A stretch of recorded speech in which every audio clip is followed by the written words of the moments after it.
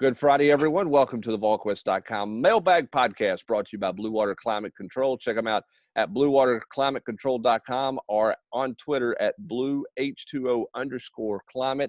Some good questions in the mailbag this week. We're going to jump right into them and get to it. I'm joined by Austin Price, Jesse Simonton, and Rob Lewis. The whole gang's all here, and we've got questions for everybody. I'm going to start with Vols 1024. Give your thoughts on DB recruiting. No need to speculate on current commits, but talk about the priority of taking corners and safeties and who those targets are.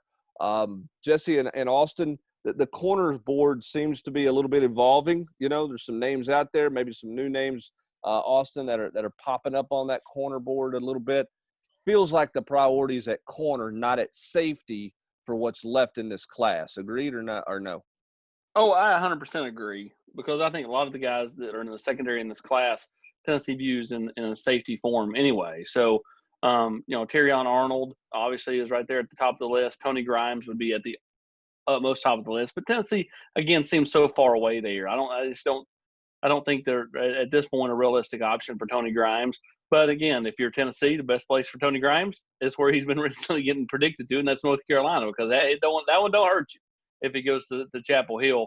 Elsewhere, you had the piece on Christian Charles, kid out of Atlanta, plays quarterback there for his high school. Kid that has got really pretty good ball skills, has good speed. And then Dylan Merrill out of Alpharetta, a kid that plays running back there for Josh Dobbs on the water. Another option at corner that I see Tennessee, taking a swing at. And, the biggest question really just across the board, not just for these corners, is when do they get to come to campus? Because, when will recruiting officially open back up?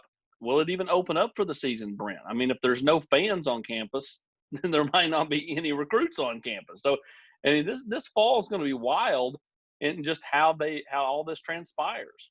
Which is why watching some of the senior tape is because the in-person evaluations are going to be so limited, whether it's just seeing a guy and sizing them up when they come to your campus to see if they're actually 6'4" versus 6'1", 300 pounds versus 320, 280.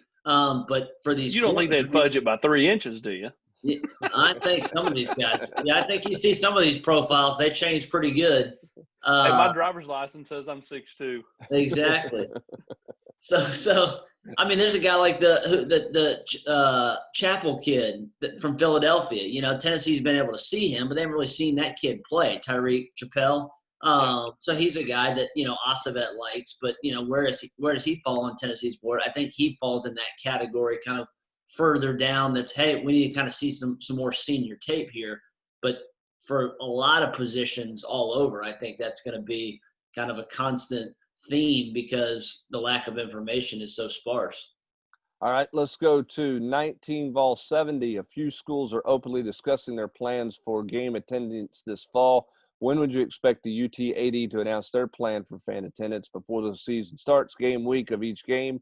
Are you hearing anything from the athletic department about an attendance plan, or do you have a hunch which way the AD is leaning regarding attendance? I thought Ray Tanner, Rob Lewis, had the best quote of anybody yesterday. I 100% agree with this. I love this quote. He said, "Any answer I give you right now is not a good answer," which means it's just too early to say. I know everybody wants to know what the plan's going to be.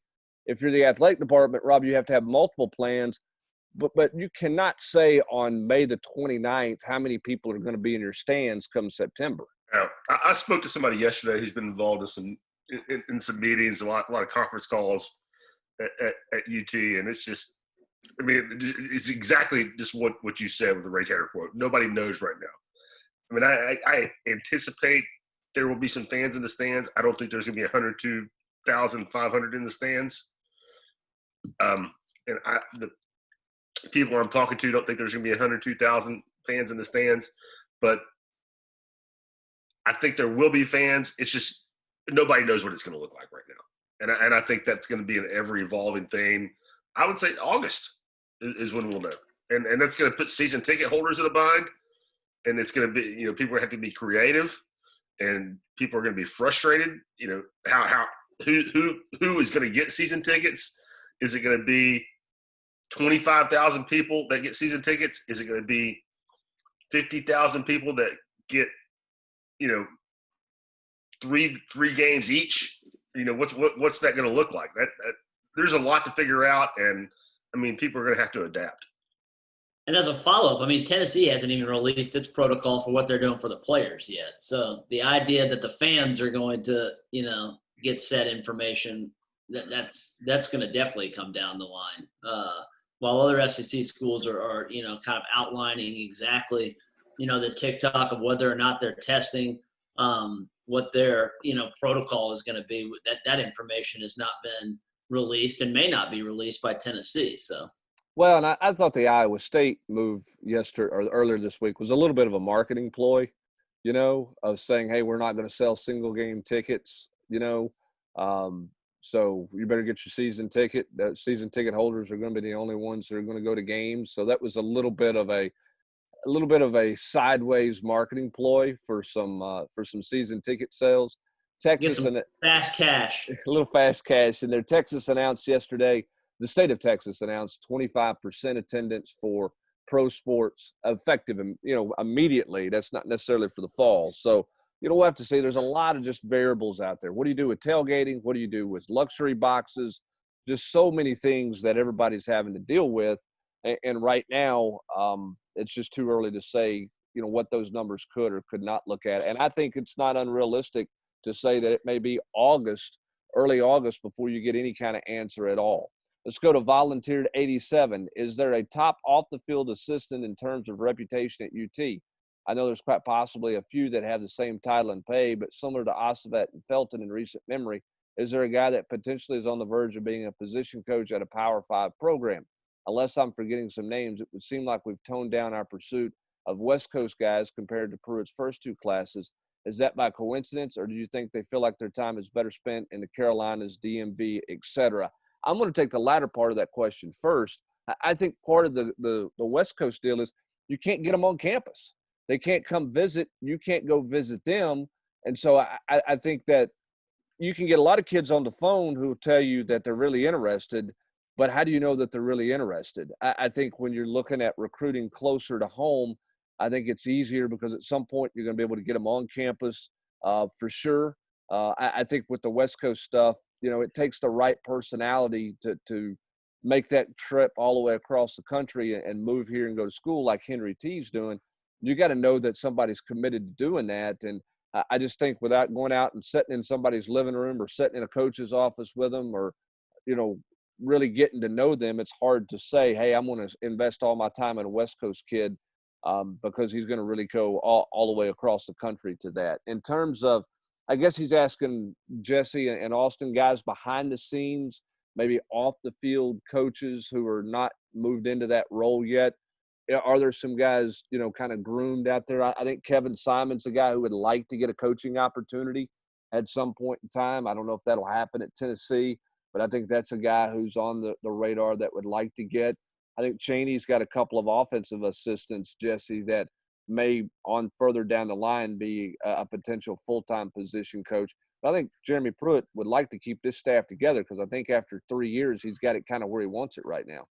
Yeah, and I mean, Derek Ansley has, his guy Jeremiah Wilson, who's followed him, at a couple spots, and so the names may not have kind of the cachet of the Montario Hardesties and the Joe Ossovets of recent years, but they still have their cadre of army of men off the field. That the hope for those guys is they put in the good work and they grind for several years, and whether the opportunity presents itself at Tennessee or not, the hope is that they eventually land an on-field role somewhere. All right, let's go to Vol Rocker. Where's Tennessee with Leland Taylor? I know he made his top 5, still trending well with Peyton Page. Who are the 3 most realistic interior defensive linemen? Taylor, Page, and TID. Leonard Taylor, I think Tennessee's in it, but, I wouldn't call them the prohibitive favorite or the lean or any of that. I don't think he's very close to doing anything. Talking to Ingram Dawkins earlier this week, I think Tennessee's still in a really good spot there, but he wants to take some visits. LSU has emerged, and obviously their history with defensive linemen on the whole is something that impresses him. I'm surprised Auburn's not gotten in the mix here more heavily for a guy like Tyrion Ingram Dawkins.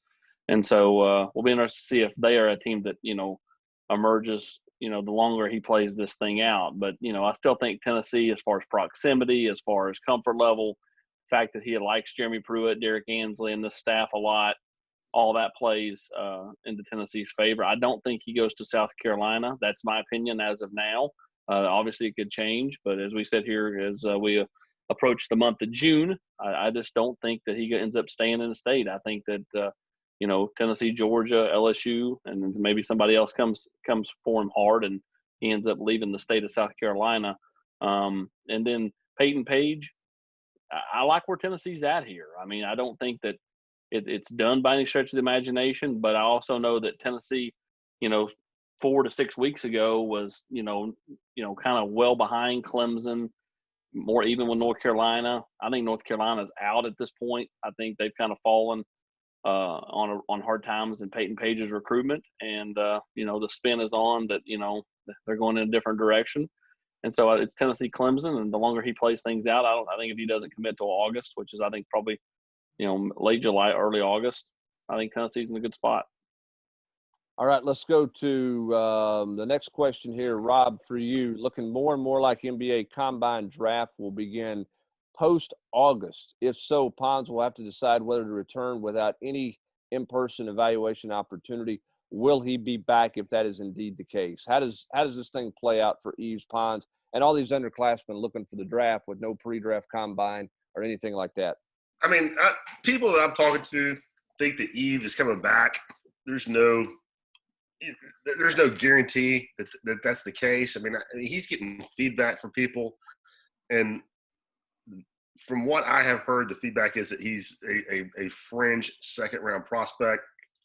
That doesn't mean that it's a lock that he comes back. I mean, he can take a flyer. I mean, he's from France. I mean, if he does get picked, I mean, he signs with a team in the EuroLeague, like that, if that's what he wants to do. But Tennessee feels like he's coming back.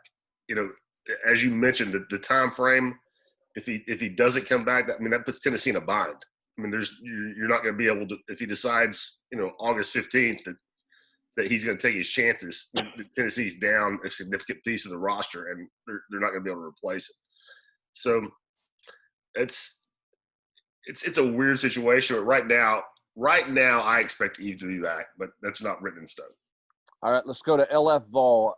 As we try to get faster overall, is there concern about adding too many hybrid wide receiver tight end types between the 2020 class and 2021 commitments? Austin, you've also said that Tennessee's all in on Ty Simpson for 22. He's consistently said he wants to be the only quarterback in his class. Is Tennessee still all in there for Ty Simpson? Jesse, I'm going to start with you. Concern about the body types Tennessee's taking, too many hybrid guys at receiver tight end bodies? Potentially. I think in the best case scenario, you land a bunch of guys that can be like a Kyle Pitts type, matchup nightmare a la, at Florida. The inverse of that, though, is that, and this is not necessarily to besmirch Princeton Fant, but Fant just had a hard time finding a home, and he kind of profiles similar to these guys. Now, Tennessee would then say, hey, we think these guys, in our system, we can utilize them better. Perhaps there's a bit more explosiveness there from some of these guys. But I understand the concern because, you do – I'm of the opinion that, when your receiver room, you kind of want it to look like a basketball team. You want it to be a little bit different. You don't want everybody to kind of be looking the same. But again, Tennessee's banking on these evaluations, and some of these evaluations may change, between now and the next 6 months, depending on how the senior season unfolds. So yeah, and I tell you what, continuing looking at evaluation, the Rock Taylor kid, I think that's one Tennessee's going to have to fight to hold on to, because I think as people continue to look at that one and he plays this fall, I think his stock's going to really soar.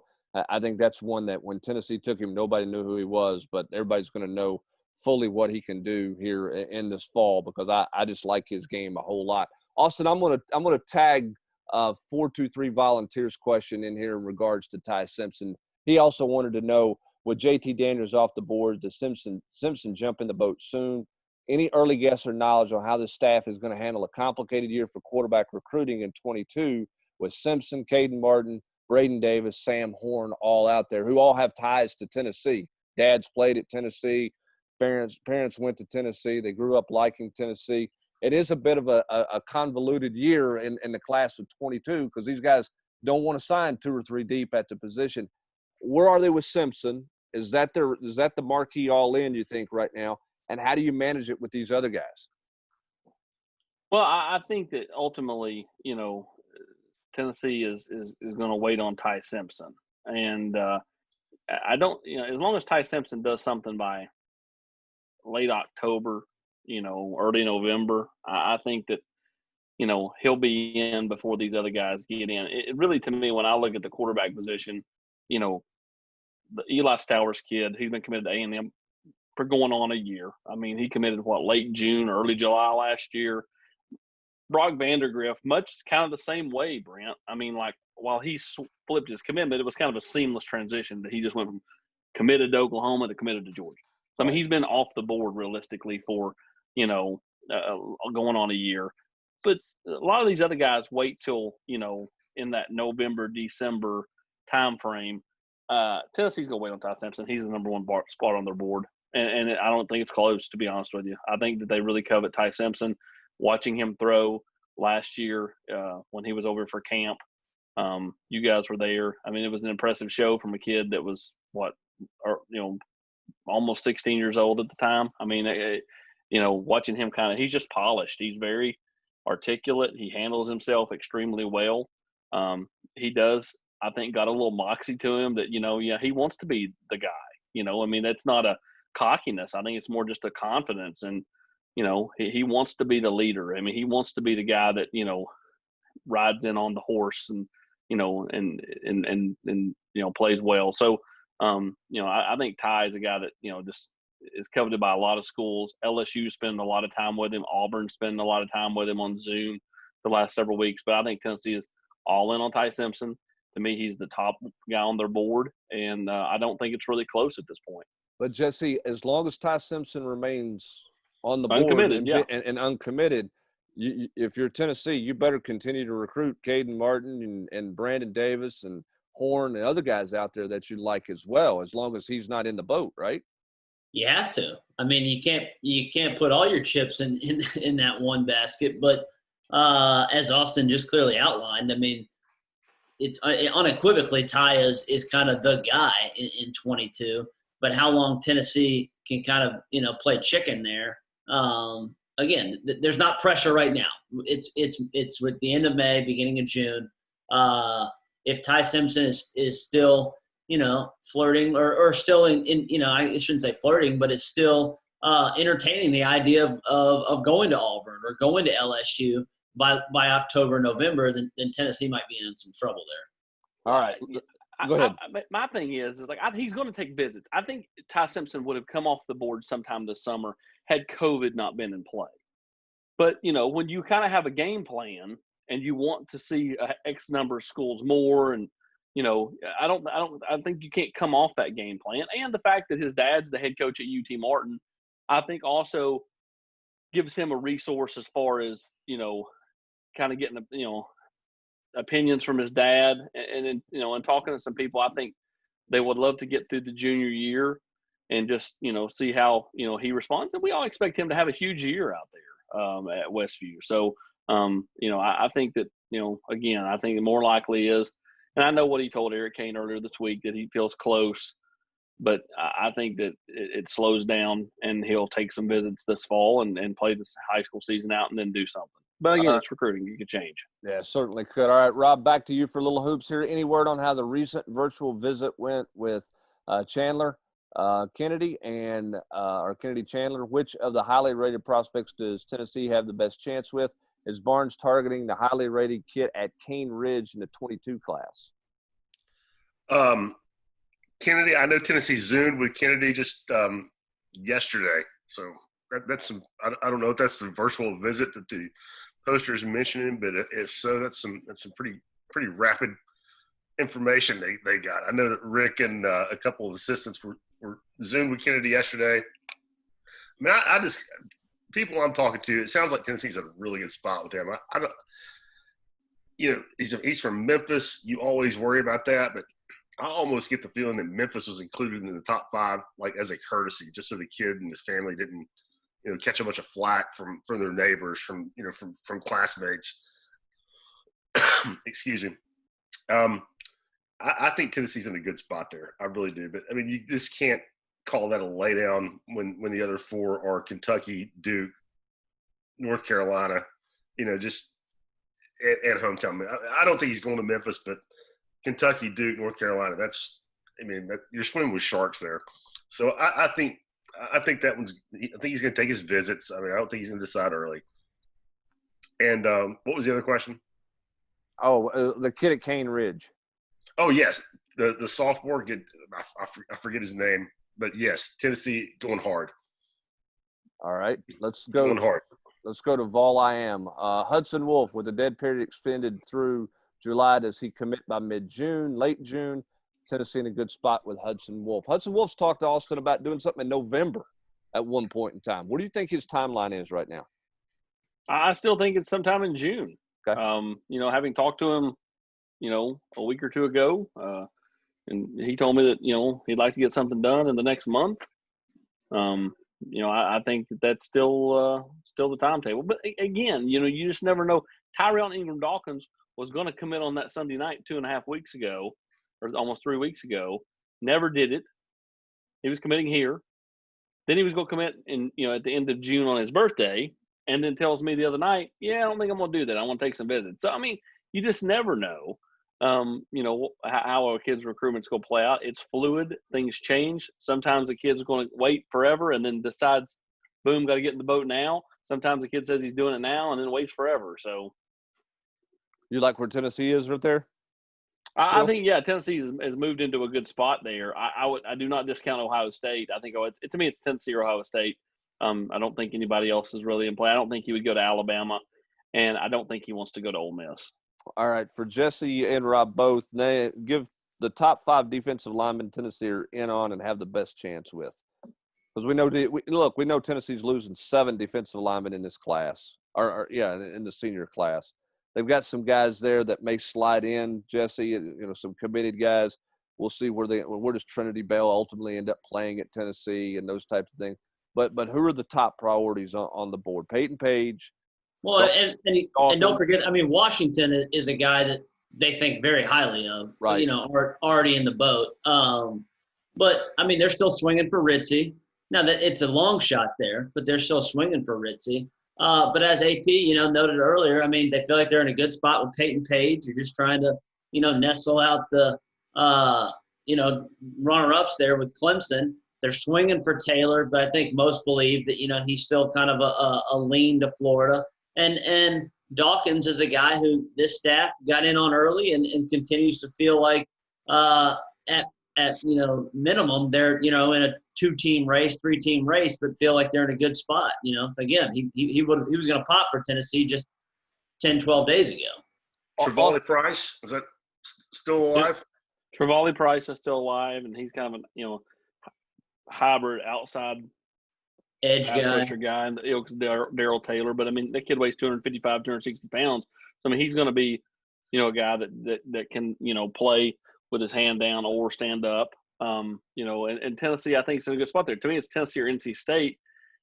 NC State has offered the brother, who's not an SEC type player, a scholarship. Tennessee's offered the brother a preferred walk-on spot. So I think a lot of that depends on, I think what a lot of people miss too and all that, Brent, is, when a new coach comes in, he has the right to not renew scholarships. So like if Dorn is out at NC State, after next year or the year after, a new coach could come in and say, yeah, I'm not keeping you. And that happened at North Carolina. Mac Brown did it at North Carolina and got rid of a portion of the kids over there. It's happened at several different spots. So I think that's, something that has to, bear watching if you're the Trevally Price family as well. Trinity Bell, is he just in love with the idea of playing offense? Because he looks like a monster. He looks tight end's a sexier position to a guy like Trinity Bell than defensive line because you get to catch touchdowns. He should check some NFL contracts for defensive tackles. if I was Tennessee, I would tell Trinity Bell that he can play some tight end when they get inside the 10, and you'll catch some touchdowns. I mean, he just looks like a guy who could weigh 295 pounds in a heartbeat and be a monster in the middle of the line. I don't think there's any doubt that his body could certainly do that without too much work. Austin, is Osavat still swinging with the Robinson kid in Maryland, or you think that ship is completely sailed to Maryland? Oh, I mean, he's still swinging. I mean, Tennessee's swinging on all the guys that they've missed out on. I mean, but that's a COVID deal. Yeah, I mean, why not? Why not keep swinging there and see what happens? But again, I unless Maryland just goes out and just lays a complete egg this fall, it's hard not to see him ending up there. All right, Rob, who, if anyone, takes on that alpha leadership role that Admiral Lamonte have occupied the last couple of seasons? Seems like a team full of great kids, but more passive personalities. Who's the guy who holds everybody accountable on this team? Hold on a minute, Hubs. You got to say the person's name. That we need that as Volquest listeners. I need to know that. That was fan 974 said that. That was Trey. Go ahead there, Rob. That's a great question. Yeah, I don't know the answer to it right now. I mean, because you look at the upperclassmen on this team. I mean, I don't think Folky's really that guy. Eve is not really that guy. I mean, I don't know. I mean, that is a very good question. I mean, it's a freshman can't do it, but the most alpha dog personality on the team is going to be Jaden Springer next year. But he's not somebody that is going to be able to hold 12 other guys accountable. So that is a really good question, and I think that's something.